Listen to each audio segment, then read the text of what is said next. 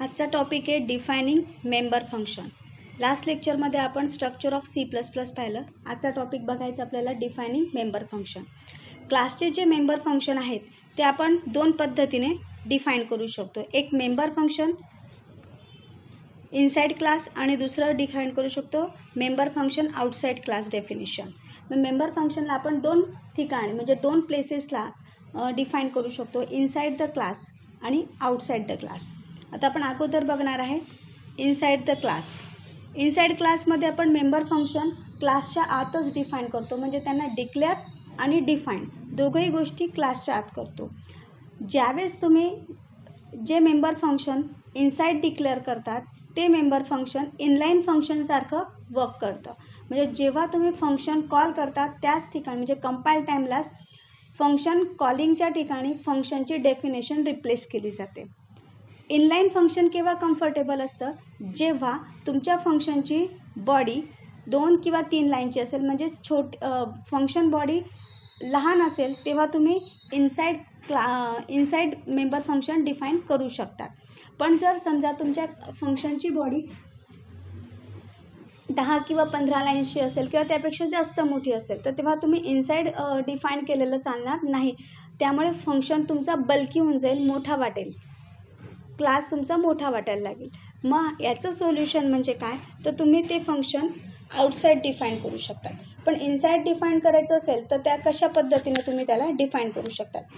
Syntax आहे त्याचा return type, function name, parameter list आणि कर्ली ब्रास ओपन क्लोजमध्ये तुम्ही त्या फंक्शनची बॉडी लिहू शकतात. या पद्धतीने तुम्ही इनसाइड मेंबर फंक्शन डिफाइन करू शकतात क्लासमध्ये. जे मेंबर फंक्शन इनसाइड डिफाइन करतात ते इनलाइन फंक्शनसारखं वर्क करतात. दुसरं बघायचं आपल्याला outside class definition. Outside class डेफिनेशनमध्ये तुम्ही जे काही फंक्शन डिफाइन करतात ते आउटसाइड क्लास डिफाइन होतात. त्याला सिंटॅक्स कशा पद्धतीने आहे, return type, class name, scope resolution, function name आणि formal parameter. Curly brace open क्लोजमध्ये तुम्ही बॉडी ऑफ फंक्शन लिहू शकतात. आता या ठिकाणी क्लास नेम आणि स्कोप रिझोल्युशन काय मेन्शन करतं, मेंबरशिप ऑपरेटर किंवा मेंबरशिप लेबल डिफाइन करतं. ते कंपायलरला काय मेन्शन करत असतो का स्पेसिफिक फंक्शन हे या क्लासला बिलॉंग करत आहे. म्हणूनच आपण काय म्हणतो रिटर्न टाईप क्लास नेम, म्हणजे हे जे फंक्शन नेम आहे हे या क्लास नेमला बिलॉंग करते. स्कोप रिझोल्युशन ऑपरेटर मेन्शन करतं की हा जो फंक्शन आहे या क्लासचा स्कोपमधला आहे, या क्लासचाच रिस्ट्रिक्शनमधला आहे किंवा या क्लासलाच बिलॉंग करतो, या पद्धतीने तो मेन्शन करत असतो. मग जेव्हा तुम्ही आउटसाइड क्लास डेफिनेशन लिहिणार आहे तेव्हा कसं लिहायचं आहे, रिटर्न टाईप, म्हणजे फंक्शन जर एखादी व्हॅल्यू रिटर्न करणार असेल तर त्याचा डेटा टाईप तुम्हाला या ठिकाणी मेन्शन करायचा आहे. क्लास नेम, ज्या क्लासला ते फंक्शन बिलॉंग करतं त्या क्लासचं नाव लिहायचं आहे. स्कोप रिझोल्युशन ऑपरेटर तुमचं फंक्शन नेम आणि त्याच्यामध्ये जर काही पॅरामीटर असेल तर ते पॅरामीटर तुम्हाला या ठिकाणी डिक्लेअर करायचे. मग जेव्हा तुम्ही outside class function declaration define करतात तेव्हा तुम्हाला ते क्लासमध्ये डिक्लेअर करावं लागतं आणि नंतर आउटसाइड क्लास तुम्हाला डिफाइन करावं लागतं. आता हे बघण्यासाठी आपण एक एक्झाम्पल बघणार आहे. बघा, एक क्लास घेतला आहे बॉक्समध्ये आपण पब्लिक सेक्शनमध्ये 3 व्हेरिएबल घेतलेले आहेत, एक लेंथ, ब्रेथ आणि हाईट, आणि तिघांचा डेटा टाईप काय आहे, डबल. त्याच्यामध्ये एक फंक्शन घेतलं आहे public get double get volume. Get volume हे फंक्शन नेम आहे आणि ते व्हॅल्यू काय रिटर्न करतं, डबल व्हॅल्यू रिटर्न करतो, म्हणून त्याचा रिटर्न टाईप आपण काय घेतला आहे, डबल. आता या फंक्शनमध्ये काय लिहिलं आहे, return length multiply breadth multiply height. या ठिकाणी ते कॅल्क्युलेशन करून तुम्ही बॉक्सच्या व्हॉल्यूम कॅल्क्युलेट करून रिटर्न केलेलं आहे. आता ज्या ठिकाणी हे हेडर डिक्लेअर केलेलं आहे त्याच ठिकाणी तुम्ही त्याची फंक्शनची बॉडी डिफाइन केली, म्हणून या फंक्शनला आपण म्हणणार आहे इनसाइड क्लास डेफिनेशन. याला आपण काय म्हणणार आहे, इनसाइड क्लास डेफिनेशन. आणि हे फंक्शन कोणासारखं वर्क करणार आहे, तुमचा इनलाइन फंक्शनसारखं. आता दुसरं फंक्शन बघा, डबल गेट सरफेस एरिया. आता गेट सरफेस एरिया आणि पुढे दिलेले सेमिकोलन, या गोष्टीला म्हणतात मेंबर फंक्शन डिक्लेरेशन. फक्त तुम्ही इथं काय केलं, त्याला डिक्लेअर केलेलं आहे. त्याला जे डिफाइन करणार आहे तुम्ही आउटसाइड क्लास डिफाइन करणार आहे. आता इथं बघा क्लास ओपन क्लोज आणि इथं सेमिकोलन दिला आहे, म्हणजे इथं तुमचा क्लास क्लोज झाला आहे. क्लासच्या बाहेर तुम्ही त्या फंक्शनला डिफाईन करणार आहे. मग कशा पद्धतीने डिफाईन करणार आहे? या फंक्शनचा रिटर्न टाईप आहे डबल, म्हणून आपण इथं रिटर्न टाईप लिहिला आहे डबल. हा फंक्शन गेट सरफेस एरिया कुठल्या क्लासला बिलॉंग करतो? तुमच्या बॉक्स या क्लासला, म्हणून box scope resolution get surface area. Curly brace ओपनमध्ये आणि क्लोजमध्ये तुम्ही त्या फंक्शनची बॉडी लिहू शकतात. आता या कन्सेप्टला आपण काय म्हणणार आहे? Member function definition outside class. म्हणजे तुम्ही मेंबर फंक्शनला आउटसाईड क्लास काय केलं आहे? डिफाईन केलं आहे. जेव्हा तुम्ही आउटसाईड क्लास डिफाईन करता तेव्हा तुम्हाला क्लासमध्ये त्याला फक्त डिक्लेअर करावं लागतं. आता हे एक्झिक्युशन कसं होईल? मेनमध्ये आपण बॉक्स 1 ऑब्जेक्ट तयार केला आहे. इथं box 1 dot length, box 1 dot width, height आणि बॉक्स 1 डॉट विड्थ अशा व्हॅल्यू आपण त्याला इनिशियलाइज केला आहे 10, 20 आणि 30 ने. तुम्ही मेन्शन करताय volume of box 1 dot get volume. Get volume हे जेव्हा फंक्शन कॉल करणार आहे तो डायरेक्टली या ठिकाणी जाणार आहे गेट व्हॉल्यूमकडे. हे फंक्शन एक्झिक्यूट होईल, जी व्हॅल्यू रिटर्न होईल ती व्हॅल्यू या ठिकाणी प्लेस केली जाते. नेक्स्ट स्टेटमेंट आहे सरफेस एरिया ऑफ बॉक्स. इथून box 1 dot gate surface area हे फंक्शन कॉल होईल. हे कॉल केल्यानंतर हे फंक्शन या ठिकाणी जाईल. इथून हे फंक्शन एक्झिक्यूट होईल आणि रिटर्न कंट्रोल पुन्हा या ठिकाणी येईल. या पद्धतीने हे इनलाईन आणि इनसाईड आणि आउटसाईड मेंबर फंक्शन तुम्ही डिक्लेअर करू शकता.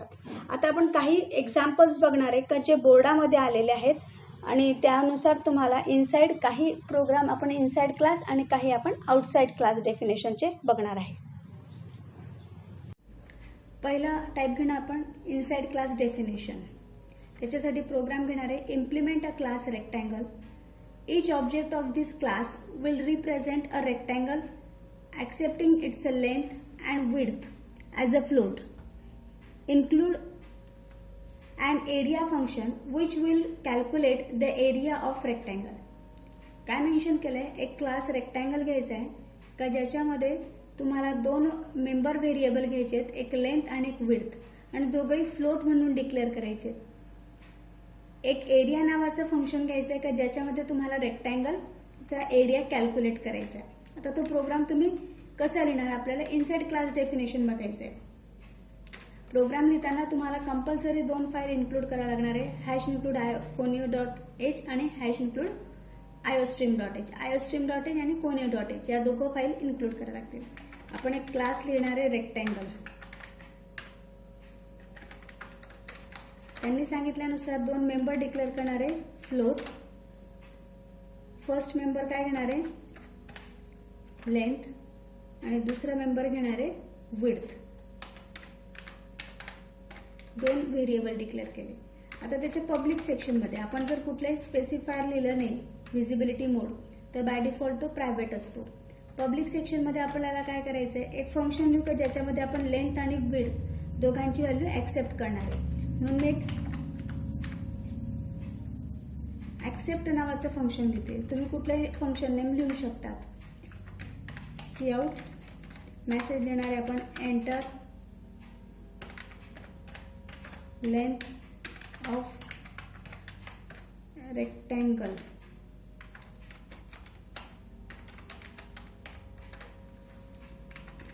इन लेंथ या व्हेरिएबल मध्ये आपण काय स्टोअर करणार आहे? त्याची लेंथ. दुसरा मेसेज देणार आहे आपण enter width of rectangle. In width या व्हेरिएबल मध्ये आपण विड्थ स्टोअर केले. हे फंक्शन या ठिकाणी कंप्लीट होईल. एक्सेप्ट फंक्शन मध्ये आपण लेंथ आणि विड्थ दोघं काय केलंय? इन्सर्ट केले. आता आपल्याला काय करायचंय? एरिया ऑफ रेक्टँगल कॅल्क्युलेट करायचा. मग कॅल्क्युलेट करण्यासाठी तुम्हाला काय मेन्शन केलं त्यांनी? एरिया नावाचं फंक्शन घ्यायचंय. आपण वॉइड एरिया हे फंक्शन डिक्लेअर केलं. आता त्याला डिफाईन करणार आपण. एरिया कॅल्क्युलेट करायचा आहे रेक्टँगलचा. बरं, त्यांनी इथं फक्त 2च व्हेरिएबल सांगितले, लेंथ आणि ब्रेथ. आपण एरिया कॅल्क्युलेट करण्यासाठी फ्लोट हा व्हेरिएबल लोकल डिक्लेअर करू. ए नावाचा व्हेरिएबल डिक्लेअर करते. आणि एरिया कसा डिक्लेअर करणार आहे? Length multiply breadth. तुम्ही लिहिणार आहे लेंथ मल्टिप्लाय विड्थ. त्याच्याने तो कॅल्क्युलेट करेल तुमचा एरिया आणि आपण तो एरिया डिस्प्ले करू.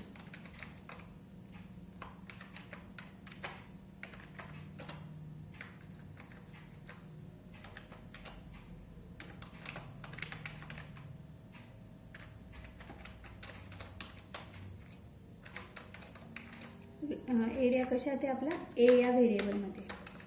इथे एरिया फंक्शन कंप्लीट, इथं तुमचा क्लास पण कंप्लीट झाला. आता मेन फंक्शनमध्ये तुम्हाला ऑब्जेक्ट तयार करायचा आहे रेक्टँगलचा.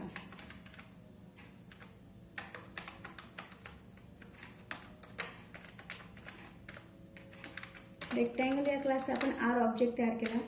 आर डॉट आपण त्या मेथड ॲक्सेप्ट कॉल करू. ॲक्सेप्ट नावाची मेथड आपण कॉल केली. आर डॉट एरिया नावाची मेथड कॉल केली.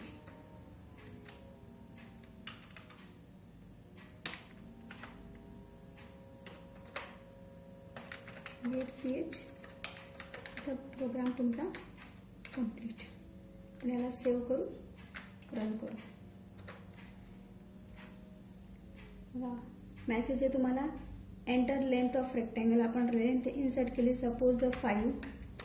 दुसरा मेसेज आला एंटर विड्थ ऑफ रेक्टँगल. आपण दिली सपोज 6. एरिया ऑफ रेक्टँगल तुम्हाला डिस्प्ले होईल 30. या पद्धतीने तुम्ही एरिया ऑफ रेक्टँगल कॅल्क्युलेट करू शकता. हा प्रोग्राम तुम्हाला बोर्डात आलेला आहे. 5 मार्कासाठी ऑब्जेक्ट ओरिएंटेड प्रोग्रामिंग जेव्हा ही कन्सेप्ट विचारली जाते तेव्हा तुम्हाला हा प्रोग्राम त्या ठिकाणी राईट करायचा आहे. आपल्याला आता दुसरा प्रोग्राम बघायचा आहे.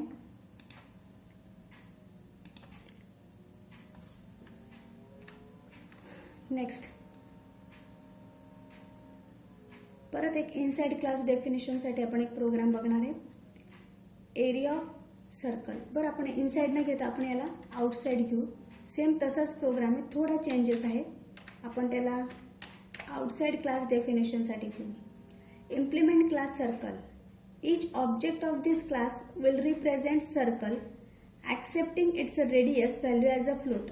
सर्कलची रेडियस ऍक्सेप्ट करायची तुम्हाला फ्लोटमध्ये. Include and area function which will calculate the area of circle.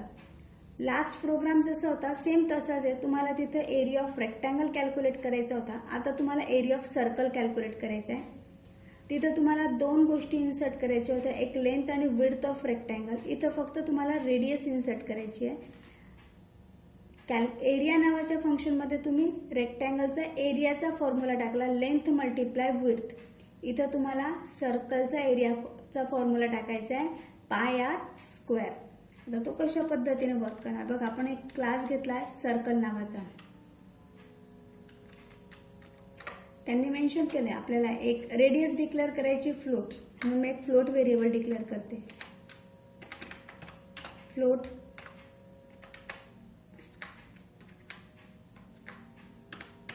Radius. Public section मध्ये घेऊ आपण. बरं आपण याच्यासाठी एक एक्स्ट्रा व्हेरिएबल पण घेऊन टाकू, कॉमा एरिया नावाचा व्हेरिएबल घेऊ आपण. पब्लिक सेक्शन मध्ये एक फंक्शन घेणार. आता आपल्याला काय करायचं, आउटसाइड क्लास डेफिनेशन द्यायचे. म्हणजे फंक्शन इथं तुम्हाला डिक्लेअर करायचे आणि डिफाईन आउटसाइड क्लास करायचे. मी एक वॉइड फंक्शन घेते ऍक्सेप्ट. या फंक्शनला आपण इथं फक्त काय केलेलं आहे, डिक्लेअर.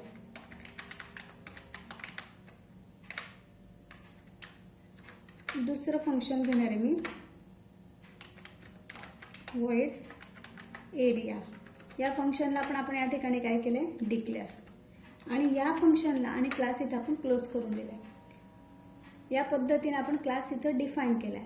आता हे जे 2 फंक्शन आहे ऍक्सेप्ट आणि एरिया, हे फक्त आपण इथं डिक्लेअर केले. त्यांची डेफिनेशन अजून आपण लिहिलेली नाहीये.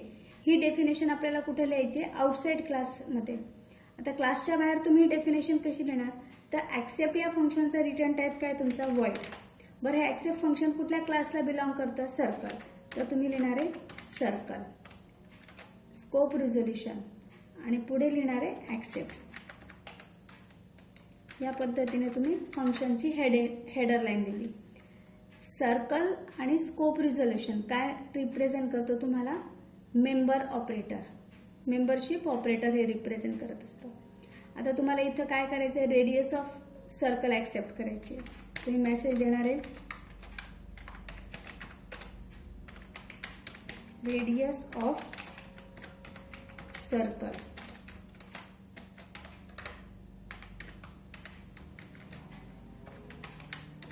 रेडियस या व्हेरिएबलमध्ये आपण रेडियस इन्सर्ट केली. बरं, आता आपण फक्त रेडियस इन्सर्ट करायची आहे. नेक्स्ट फंक्शनमध्ये आपल्याला एरिया कॅल्क्युलेट करायचा. सेम फंक्शन येणार आहे व्हॉइड रिटर्न क्लासने कुठल्या क्लासला बिलॉंग करतो सर्कल स्कोप रिझोल्युशन आणि पुढे लिहिणार आहे एरिया. आणि आता या एरिया फंक्शनमध्ये तुम्हाला एरिया कॅल्क्युलेट करायचा आहे. एरियासाठी आपण वरती डिक्लेअर केला व्हेरिएबल एरिया इक्वल टू सर्कलचा फॉर्म्युला काय पाय आर स्क्वेअर. पायची कॉन्स्टंट व्हॅल्यू आहे 3.14 मल्टिप्लाय आर. आपण या पद्धतीने पाय आर स्क्वेअर आणि इथे आपण त्याचं आउटपुट डिस्प्ले करून देऊ. Area of circle.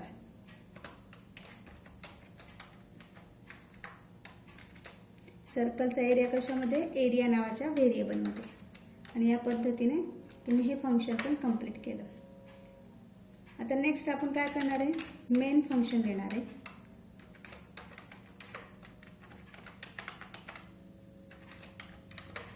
मेन फंक्शनमध्ये सर्कल नावाचा जो क्लास आहे त्याचा आपण सी ऑब्जेक्ट तयार करू आणि सी डॉट त्यांच्या मेथड कॉल करू. पहिली मेथड कुठली आहे ॲक्सेप्ट नावाची मेथड आहे ती आपण कॉल करणार आहे सी डॉट. दुसरी मेथड कुठली आहे एरिया.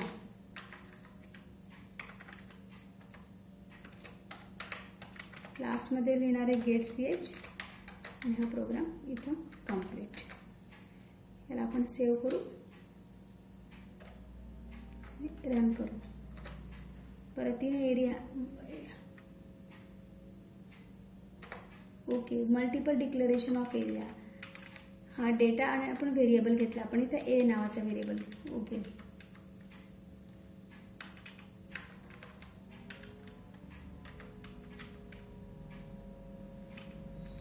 ए नावाच्या व्हेरिएबलमध्ये आपण एरिया स्टोअर करू.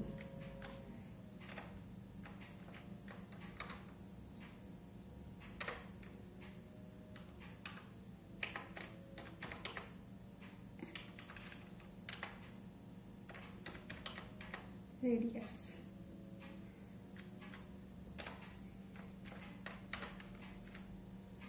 The area of enter radius of circle. सर्कलची रेडियस काय इन्सर्ट करायची आपल्याला 5. एरिया ऑफ सर्कल काय 78.5. तुम्ही कुठलीही व्हॅल्यू द्या एरिया. मी सपोज व्हॅल्यू देते 11.5. तो कॅल्क्युलेट करेल 415.2615 या पद्धतीने तो एरिया कॅल्क्युलेट करून देईल. हा प्रोग्राम सुद्धा एक्झाममध्ये खूप वेळ आलेला आहे.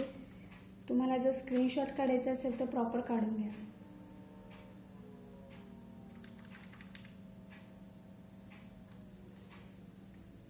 नेक्स्ट प्रोग्राम बघणार आहे आपण.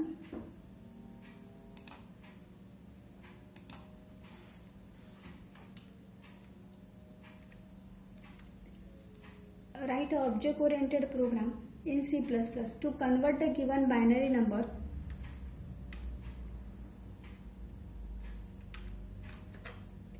into the decimal equivalent using the function convert. convert नावाचं फंक्शन वापरायचं आहे आणि त्याचा वापर करून तुम्हाला काय करायचं आहे त्याला डेसिमलमध्ये कन्व्हर्ट करायचं आहे. बरं, याच्यासाठी पण आपण काय करू आउटसाइड क्लास डेफिनेशनच घेऊ. आता कन्व्हर्जन परफॉर्म करायचं आहे कोणाला बायनरीला डेसिमलमध्ये. मग आपण एक व्हेरिएबल डिक्लेअर करू इंटिजर बी नावाचा व्हेरिएबल का ज्याच्यामध्ये तुम्ही बायनरी नंबर इन्सर्ट करणार आहे. त्याच्या पब्लिक सेक्शनमध्ये आपण काय करणार आहे 2 फंक्शन घेणार आहे एक गेट डेटा आणि एक कन्वर्ट.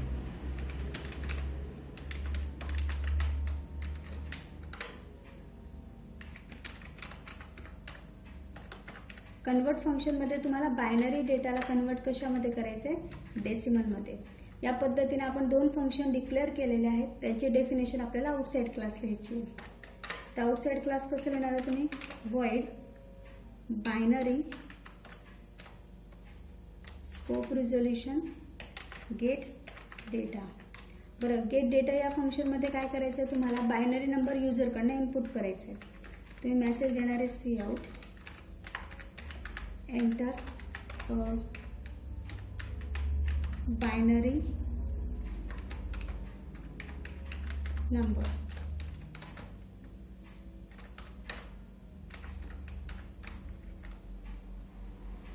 बी मध्ये तो बायनरी नंबर तुम्ही इन्सर्ट करणार आहे. चला नेक्स्ट फंक्शन कुठलं लिहायचं आपल्याला, कन्वर्ट. वर्ड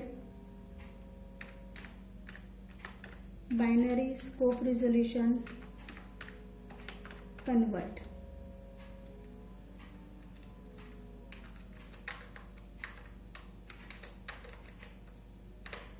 त्या कन्वर्ट फंक्शनची डेफिनेशन कशा पद्धतीने लिहायची. कन्वर्टमध्ये काही लोकल व्हेरिएबल डिक्लेअर करू. जसं इंटिजर मी आर नावाचं व्हेरिएबल घेते रिमाइंडर फाइंड आउट करण्यासाठी.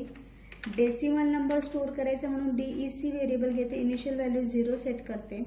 आणि अजून एक आय नावाचा व्हेरिएबल घेते का ज्याची इनिशियल व्हॅल्यू मी 0 सेट करणार आहे. तर याला आपल्याला काय करायचं आहे, डेसिमलमध्ये कन्वर्ट करायचं. आता जो पण बायनरी नंबर असेल त्याला आपण 10 ने जर मॉड केलं तर जो शेवटचा डिजिट असेल 0 किंवा 1 तो रिमाइंडर म्हणून देईल. आणि त्याला नंतर 2च्या पॉवरने मल्टिप्लाय करायचं आहे. 2च्या पॉवरने मल्टिप्लाय करत असताना प्रत्येक लूपच्या वेळेस 2ची पॉवर एकेकाने इन्क्रीमेंट करत जायचे. तर तुम्ही कशा पद्धतीने वर्क करणार आहे, व्हाईल जोपर्यंत तो नंबर अवेलेबल आहे तोपर्यंत. बी मध्ये नंबर आहे, बी नॉट इक्वल टू 0 होत नाही तोपर्यंत.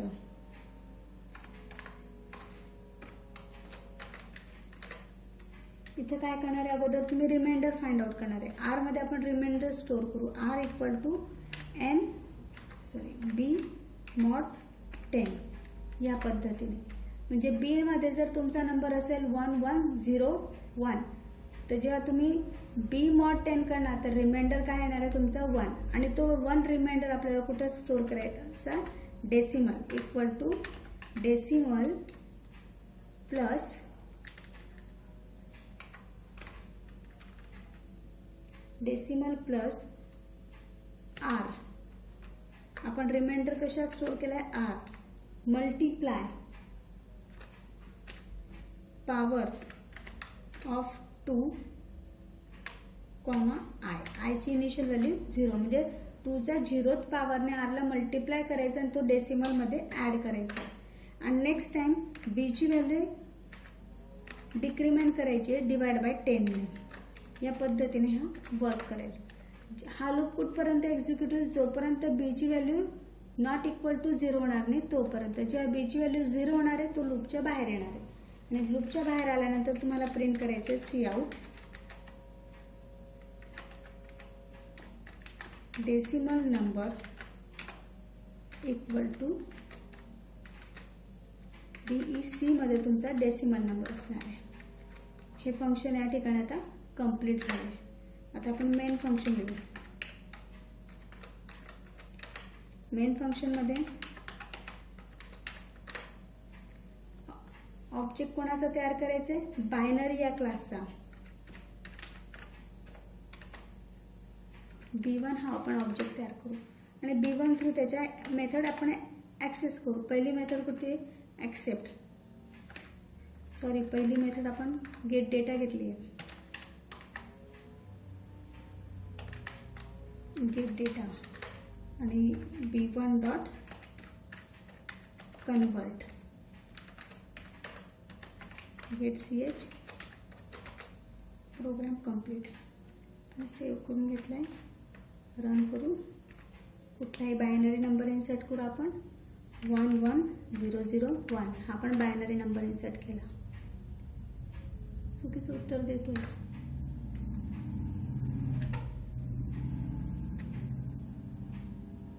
एक महत्त्वाचं स्टेटमेंट राहिलं त्याच्यामध्ये, आयची व्हॅल्यू एकाने इन्क्रीमेंट करायची I++.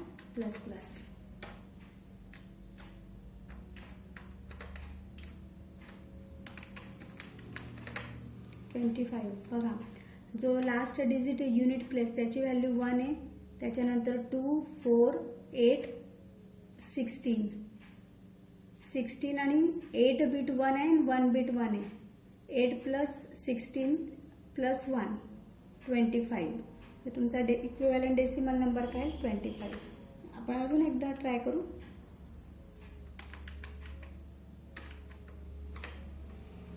39. बघा तुम्ही 16 + 8 + 4 + 1 29. या पद्धतीने तुम्ही बायनरी नंबरला डेसिमलमध्ये कन्वर्ट करू शकता. हे सगळे प्रोग्राम बोर्डात आलेले आहे कुठल्या ना कुठल्या वर्षाला. याचा पण स्क्रीनशॉट तुम्ही काढू शकतात.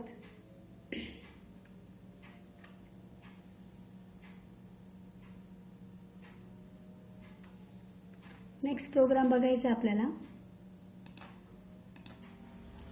आउटसाइड फंक्शन डेफिनेशन मध्ये write an object oriented program in C++ to read an integer number and find the sum of digit of the integer.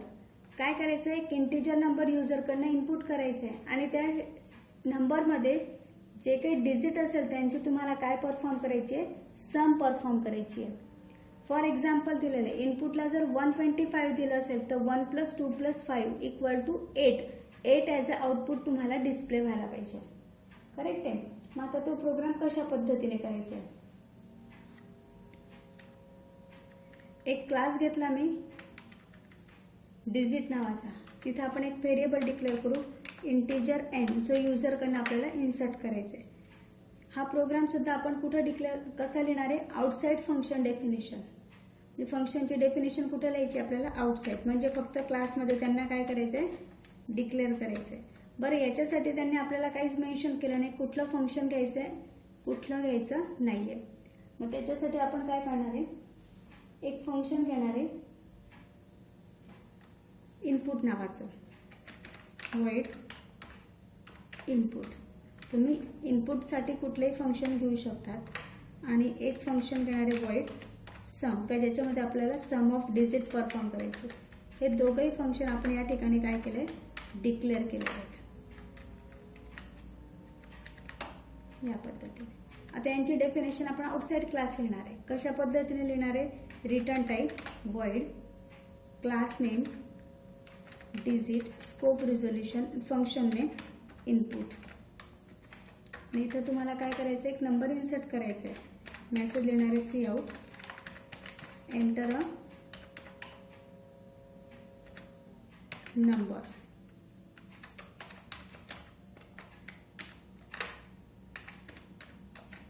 C in.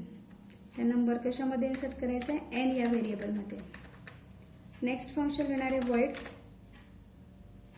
Class name digit scope resolution function name sum. या पद्धतीने आपण header line declare केली. आणि या ठिकाणी तुम्हाला काय करायचे, सम कॅल्क्युलेट करायचे. मग सम कॅल्क्युलेट करायची तर त्याच्यासाठी एक व्हेरिएबल लागणार आहे. आपण त्या व्हेरिएबलला डिक्लेअर करू एस. इनिशियल व्हॅल्यू सेट करू त्याची 0. आणि त्याच्या व्यतिरिक्त अजून काही व्हेरिएबल लागणार आहे. जसं आपल्याला रिमाइंडर फाइंड आउट करायचं म्हणून मी आर नावाचा व्हेरिएबल डिक्लेअर करणार आहे. ॲक्शन कुठपर्यंत परफॉर्म करायची, जोपर्यंत एनची व्हॅल्यू >0 आहे तोपर्यंत. प्रत्येक डिजिटची सम करायची तर प्रत्येक डिजिट हा तुम्हाला सेपरेट करायचा आहे. जर एखाद्या नंबरमधून डिजिट सेपरेट करायचा असेल तर त्या नंबरला 10 ने मॉड करायचं, म्हणजे जो रिमाइंडर येईल तो तुमचा डिजिट येईल. आणि नेक्स्ट टाइम पुढचा नंबर घेण्यासाठी त्याच नंबरला 10 ने डिवाइड करायचे. जो क्वोशियंट येईल तो नंबर पुढच्या प्रोसेससाठी यूज करायचा आहे. आपण इथे बघा आर इक्वल टू लिहिणार आहे एन मॉड 10. एनला तुम्ही 10 ने डिवाइड केलं, जो रिमाइंडर येईल तो कशामध्ये स्टोर होईल, आर मध्ये. आपण एक्झाम्पल घेऊ 125. 125ला जर 10 ने डिवाइड केलं तर रिमाइंडर काय येईल 5. तो 5 आपल्याला त्या सम मध्ये ऍड करायचा. कसं करणार तुम्ही, S equal to S plus R.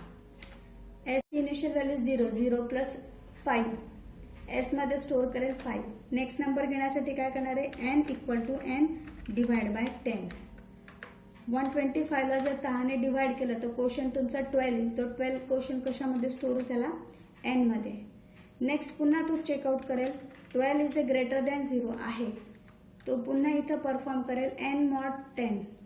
N मध्ये 12 आहे, 12 मॉड 10. आर मध्ये रिमाइंडर मध्ये 2 येईल. एस मध्ये 5 आहे, 5 प्लस 2 7. एस रिमाइंडर एस मध्ये काय स्टोअर करेल तो 7. परत इथे येईल n डिवाइड बाय 10, n मध्ये 12 आहे, 12 डिवाइड बाय 10, n मध्ये स्टोर होईल 1. तो पुन्हा वरती जाईल, तो चेक करेल 1 इज ग्रेटर दॅन 0 आहे का, यस. पुन्हा तो काय करेल n mod 10, n mod 10 केलं तर म्हणजे 1 mod 10 केलं तर रिमाइंडर काय येईल 1, म्हणजे r मध्ये तुमचा 1 स्टोर होईल. इथे s ची व्हॅल्यू 7 आहे, s मध्ये 7 प्लस 1 8, s मध्ये 8 स्टोर होईल. इथं जाईल n मध्ये 1 आहे, 1 डिवाइड बाय 10, क्वेश्चन काय तो 0, n मध्ये 0 स्टोर होईल. तो पुन्हा वरती जाईल, चेक करेल 0 ग्रेटर दॅन 0, कंडिशन फॉल्स, तो लूपच्या बाहेर येईल. आणि इथं तुम्हाला प्रिंट करायचे सम ऑफ डिजिट.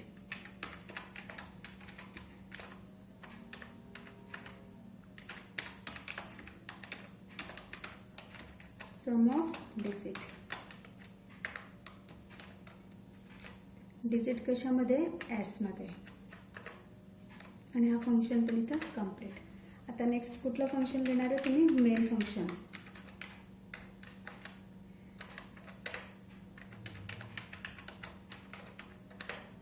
ऑब्जेक्ट कोणाचं तयार करायचं आहे, डिजिट या क्लासचा. डिजिटचा ऑब्जेक्ट आपण तयार केला D dot input function call केलं आणि D dot sum function call केलं. Get ch packet complete. या पद्धतीने हा प्रोग्राम कंप्लीट झाला. याला आपण सेव्ह केलं. एंटर नंबर, कुठलाही नंबर इन्सर्ट करा. आपण इन्सर्ट करू 2 3 4 5. बरं, यांचे ॲडिशन काय आला पाहिजे, 2 + 3 5, 5 + 5 10 + 4 14. आली सम 14. यस. आपण अजून एखादं एक्झाम्पल बघू.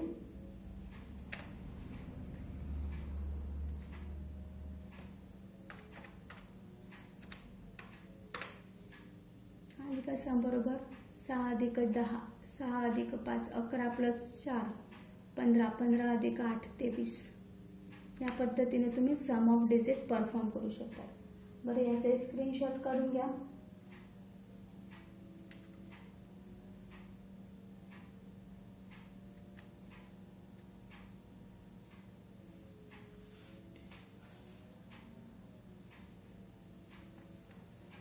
पुढचा प्रोग्राम बघायचा आपल्याला.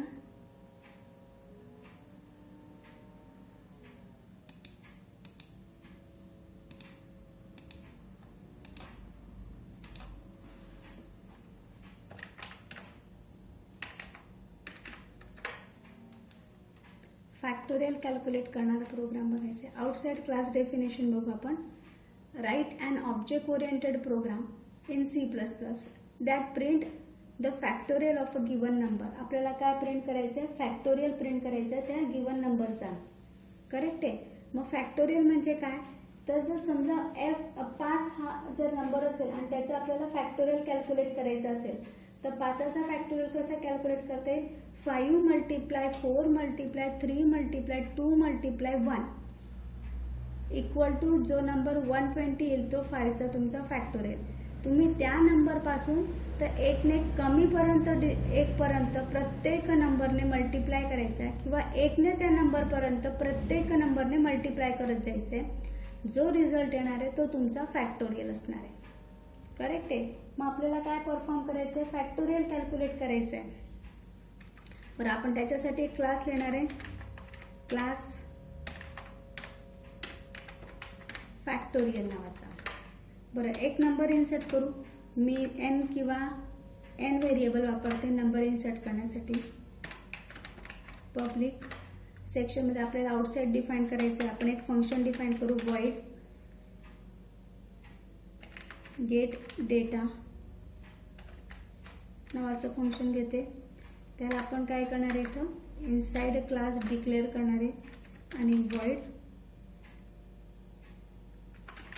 कॅल नावाचं फंक्शन घ्या आपण, ज्याच्यामध्ये कॅल्क्युलेट करायचं आपल्याला फॅक्टोरियल. आणि हा क्लास इथं तुमचा कंप्लीट. आउटसाइड क्लास डिफाईन करू आपण, void क्लासचं नाव आहे factorial, scope resolution gate data.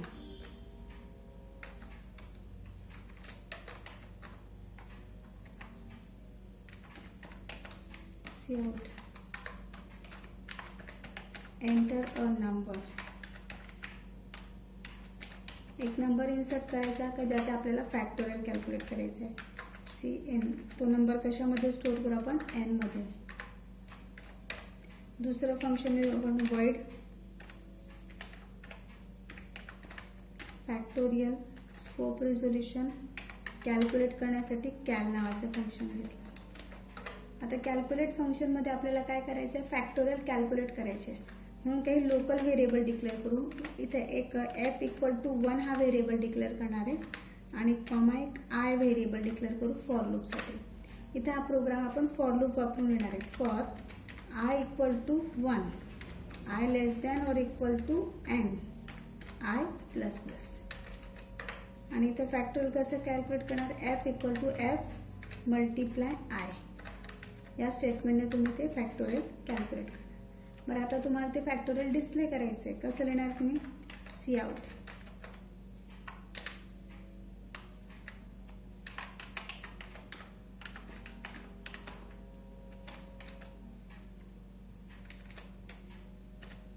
f मध्ये तुमचं फॅक्टोरियल आहे आणि इथे तुमचं फंक्शन कंप्लीट झालं आहे.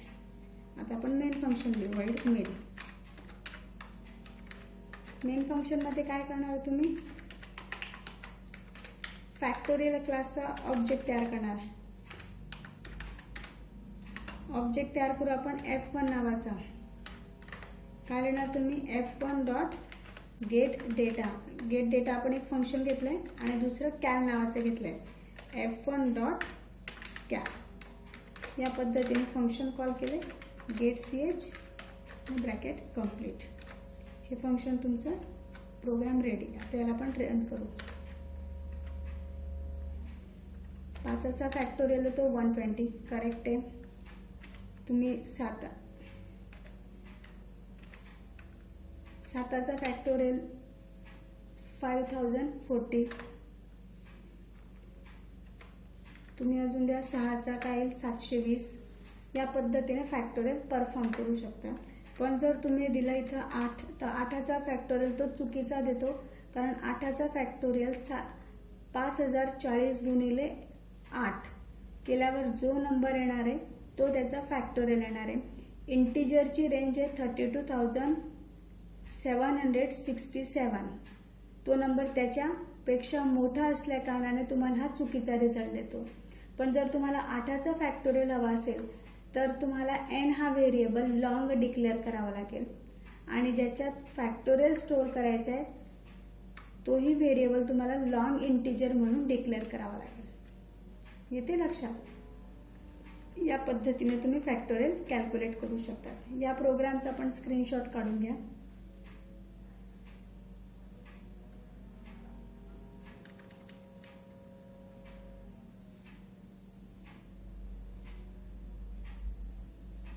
बरं, अजून यामधला आपण अजून एक प्रोग्राम बघणार आहे GCD नंबरचा, जो आपला आजचा लास्ट प्रोग्राम असणार आहे.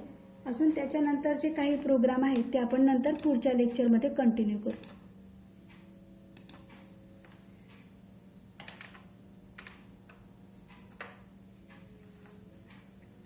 GCD याला पण आपण आउटसाइड क्लास डेफिनेशन, पुढचे जे घेणारे आपण ते इनसाइड क्लास डेफिनेशन मध्ये घेऊ वाटलं असतं. Write object oriented program in C++ to find GCD of a number using member function enter and compute. इथं प्रोग्राममध्येच तुम्हाला एक्झाममध्ये देऊन दिलेलं आहे का इनपुट करण्यासाठी एंटर नावाचं फंक्शन वापरायचं आहे आणि GCD कॅल्क्युलेट करण्यासाठी कॉम्प्यूट नावाचं फंक्शन वापरायचं आहे. तर GCDचा अर्थ काय होतो का greatest common divisor. Greatest common divisor म्हणजे काय, दोन नंबरचा जे पण डिव्हायझर असेल त्यांच्या डिव्हायझरमधले जे कॉमन डिव्हायझर असतील त्यांच्यातला ग्रेटेस्ट नंबर, त्याला आपण काय म्हणणार आहे GCD. मराठीमध्ये त्याला मसावी, महत्तम सामायिक विभाज्य या पद्धतीने म्हणतात. आता आपल्याला काय करायचंय, GCD फाइंड आउट करायचंय. मग GCD साठी आपण दोन व्हेरिएबल डिक्लेअर करणार आहे, A, B असे दोन व्हेरिएबल आपण डिक्लेअर केले. आता या दोन व्हेरिएबलचं आपल्याला काय फाइंड आउट करायचं आहे GCD. मग मी पब्लिक सेक्शनमध्ये 2 फंक्शन डिक्लेअर करते. आपल्याला मेन्शन केले त्यांनी कुठले फंक्शन घ्यायचे. एक एंटर नावाचं फंक्शन घ्यायचं आहे आणि दुसरं फंक्शन कुठलं घ्यायचं आहे, कॉम्प्यूट नावाचं घ्यायचं आहे. असे 2 फंक्शन डिक्लेअर केले. इथं तुमचा क्लास कंप्लीट झाला. हे दोघे फंक्शन आपल्याला आउटसाइड क्लास डिफाईन करायचे. वॉइड क्लास नेम काय तुमचं GCD, स्कोप रिझोल्युशन, फंक्शनचं नाव काय एंटर. बरं, या फंक्शनमध्ये तुम्हाला काय इन्सर्ट करायचं आहे, 2 नंबर इन्सर्ट करायचे. तुम्ही मेसेज देणार आहे सी आउट एंटर 2 नंबर.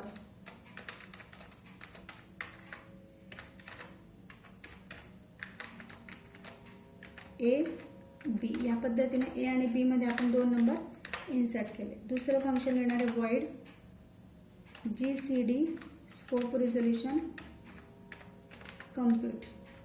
आता या फंक्शनमध्ये तुम्हाला काय करायचं आहे, कॅल्क्युलेट करायचं आहे GCD. तर GCD कसं कॅल्क्युलेट करायचं आहे, A आणि B यांच्यामध्ये 2 नंबर असतात. जोपर्यंत दोघांच्या व्हॅल्यू सेम नाहीत तोपर्यंत तुम्हाला कंटिन्युअसली वर्क करायचं आहे. आणि वर्क करताना काय म्हणजे कंटिन्युअस एक प्रोसेस परफॉर्म करायची. आणि प्रोसेस काय असणार आहे, जर A ग्रेटर दॅन B असेल तर A मधून B ची व्हॅल्यू सबस्ट्रॅक्ट करायची, रिझल्ट A मध्ये स्टोअर करायचा. आणि जर B मोठा असेल तर B मधून A सबस्ट्रॅक्ट करायचा आणि रिझल्ट B मध्ये स्टोअर करायचं. हे कुठपर्यंत रिपीट करायचं, जोपर्यंत दोघांच्या व्हॅल्यू सेम होत नाही तोपर्यंत. म्हणजे तुम्ही कशा पद्धतीने लिहिणार बघा. While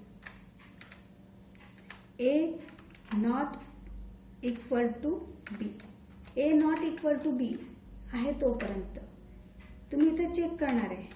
if A greater than B, जर A ग्रेटर दॅन B असेल तर तुम्हाला काय करायचं आहे, A equal to A minus B perform करायचं आहे. जर ही कंडिशन फॉल्स असेल तर एल्स काय परफॉर्म करायचं तुम्हाला, B equal to B minus A perform करायचं आहे.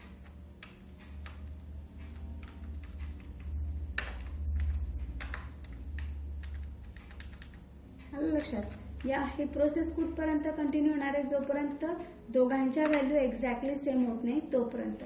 जेव्हा दोघंही A आणि B च्या व्हॅल्यू एक्झॅक्टली सेम होणार आहे तेव्हा ते या व्हाईल लूपच्या बाहेर येतील आणि आपल्याला GCD नंबर प्रिंट करता येईल.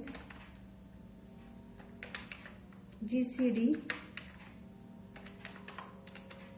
इक्वल टू काय असणार आहे तुमचा, A लिहा किंवा B लिहा, कारण दोघांच्या व्हॅल्यू त्यावेळेस काय असणार आहे, सेम असणार आहे. आणि या पद्धतीने तुम्ही GCD फाइंड आउट करू शकतात. वॉइड मेन फंक्शन देऊ आपण.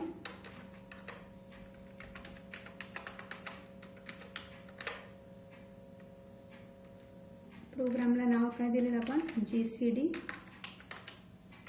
त्याचा आपण G ऑब्जेक्ट घेतला तर मिळणार आहे G डॉट एंटर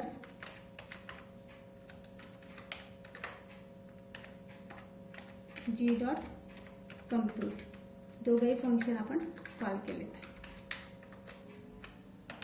इथं तुम्ही गेट CH प्रोग्राम कंप्लीट. आपण सेव्ह करू, प्रोग्राम रन करू. एक एरर आली.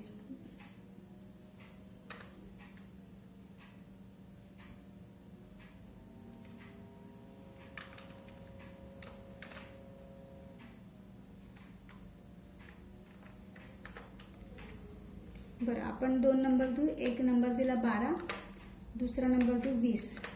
बरं, त्याचा GCD काय प्रिंट केला 4, कारण 12ला कुठल्या नंबरने डिवाइड होतं, 1 2 3 4 आणि 6. 20ला कुठल्या नंबरने डिवाइड होतं, 1 2 4 5 10. आता यांच्यामधला कॉमन नंबर कुठला आहे, 1 2 4. आणि 4 मध्ये या 3 नंबरपैकी लार्जेस्ट नंबर कुठला आहे, 4. तर 4 हा त्याचा काय झाला GCD. या पद्धतीने तुम्ही GCD कॅल्क्युलेट करू शकतात. आता हा पण प्रोग्राम जो आहे दरवर्षीला विचारला जातो. कधी ऑब्जेक्ट ओरिएंटेड प्रोग्रामिंग म्हणून विचारला जातो, कधी सिंपल C++ प्रोग्राम म्हणून विचारला जातो, तर कधी कन्स्ट्रक्टरच्या याच्यामध्ये सुद्धा हा प्रोग्राम विचारला जाऊ शकतो. फक्त फरक काय आहे, ज्या ठिकाणी कन्स्ट्रक्टर विचारलं असेल तर या एंटरच्या ठिकाणी तुम्हाला फक्त जीसीडी हा शब्द लिहायचा आहे आणि प्रोग्राम ॲज इट इज लिहायचा आहे. जीसीडीचं हे लॉजिक आहे का, हे लॉजिक कुठल्याही प्रकारे जीसीडी विचारलं तर हे लॉजिक तुम्हाला लिहिलं तर प्रोग्राम तुमचा करेक्ट येणार आहे. या पद्धतीने आज आपण कमीत कमी आय थिंक 6 प्रोग्राम घेतलेले आहेत. पुढच्या लेक्चरला आपण बाकीचे प्रोग्राम्स घेऊ की जे आपल्याला बोर्डामध्ये विचारले आहेत ते.